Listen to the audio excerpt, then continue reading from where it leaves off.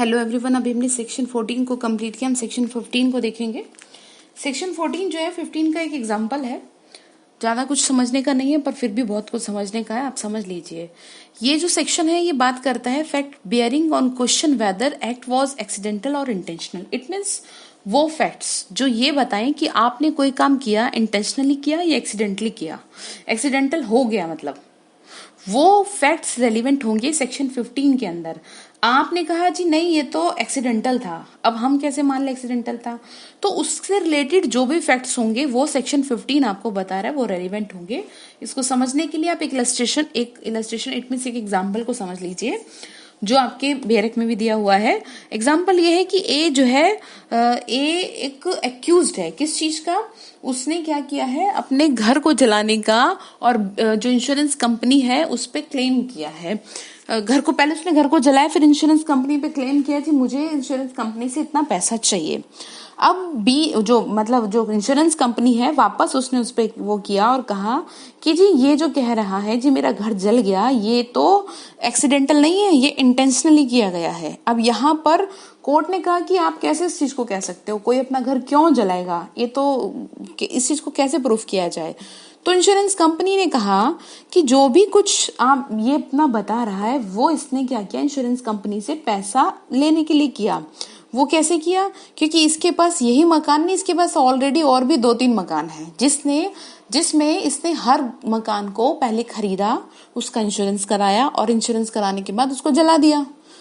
और भी बहुत सारी तो क्या, चलो 1-2 ही समझ लें, 2 कंपनियों के साथ इसने ऑलरेडी ऐसी डील की। तो ये एक्सीडेंटल नहीं है, ये इंटेंशनली है। तो ये वाले जो फैक्ट होंगे ये सेक्शन 15 के अंदर रेलिवेंट माने जाएंगे।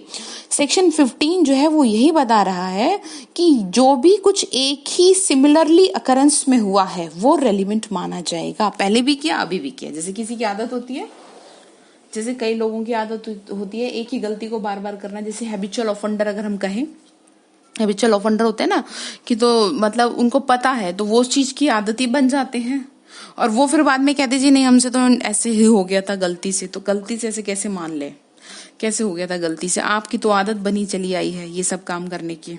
ठीक है ना, चलिए पढ़ते हैं। सेक्शन में लिखा है when there is a question whether an act was accidental or intentional or done with a particular knowledge or intention। it means वो जहां पर कोई भी क्वेश्चन ऐसा है कि ये काम एक्सीडेंटल हुआ है कि इंटेंशनल हुआ है, ये क्वेश्चन जब उठता है इंटेंशनली है या एक्सीडेंटली है, तो कौन कौन से फैक्ट रेलिवेंट होंगे। the fact that such act form part of a series। it means वो चीज जो सिमिलरली एक ही, जैसे कि आपने सेक्शन पढ़ा हो, सिर्फ उसका मैं आपको एग्जांपल दे रही हूं कि forming part of same transaction, एक ही ट्रांजैक्शन में हुए हैं, series of a similar occurrence in each of which the person doing that act was concerned is relevant। it means ये फैक्ट कि ऐसी जो भी घटना आप कह रही हैं वो हुई है, वो एक ही सिमिलर का पार्ट है, एक ही पार्ट में चली आई है, जिसमें हर एक घटना के साथ वो यानी हर एक एक्सीडेंट के साथ वही काम हुआ है जो कि और चीज और उसमें हुआ, तो वो क्या होगा, रेलिवेंट होगा, जो मैंने आपको इसकी इलस्ट्रेशन में बता दिया है। ये इलस्ट्रेशन अगर आप याद रखेंगे तो आपको सेक्शन 15 याद रहेगा, अदरवाइज ये ना याद रखे तो आप एक्सीडेंटल और इंटेंशनल को समझने के लिए forming part of same transaction को याद कर लेना कि formed part of a series of a similar occurrence, एक ही सिमिलरली अकरेंस में होती चली आ रही है वो चीजें, वो क्या होंगी, सेक्शन 15 के अंदर रेलिवेंट होंगी। सेक्शन 14 की तरह सेक्शन 15 भी कि कोई क्राइम हुआ है या नहीं हुआ इस बात का एविडेंस नहीं देता। इस बात का एविडेंस देता है कि वो एक्सीडेंटल हुआ है या इंटेंशनली हुआ है, तो एडमिसिबल होगा वो इसके अंदर।